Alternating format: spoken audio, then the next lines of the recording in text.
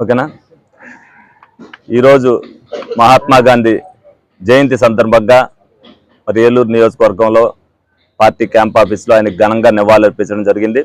ఆయన స్వతంత్రం కోసం ఏ విధంగా అయితే పోరాటం చేశారో, ఏదైతే అహింసా మార్గాన్ని ఏ విధంగా పాటించారో, ఇవాళ మళ్ళీ ఆ అహింసా మార్గాన్ని పాటించవలసిన పరిస్థితులు మళ్ళీ మన ప్రపంచవ్యాప్తంగా మనం చూస్తున్నాం. ఎందుకంటే అనేక దేశాలు ఇవాళ దాడులు చేసుకుంటూ ఏ విధంగా అయితే మారణహోమాలు సృష్టిస్తున్నారో, అందరూ కూడా శాంతియుతంగా చర్చలు జరుపుకుని ఏదైతే చేసుకోమని చెప్తున్నారో అది ఆ రోజున ముందే ఊహించి మరి గాంధీ గారు ఆ రోజున అహింసా మార్గాన్ని పాటించడం జరిగింది.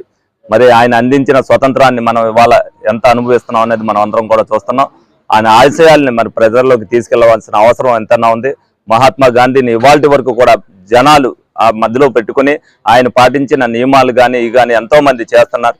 అలాగే ఆయన ధరించే నూలు వస్త్రాలు కూడా మళ్ళీ వేయడానికి అందరూ కూడా రాష్ట్ర వ్యాప్తంగా కానీ దేశవ్యాప్తంగా కానీ ఎంత ప్రాచుర్యం తీసుకుంటే ఆ రోజున ఆయన ముందు ఊహించి ఏ విధంగా చెప్పారనేది అందరూ కూడా తెలుసుకోవాల్సిన అవసరం ఎంతైనా ఉంది.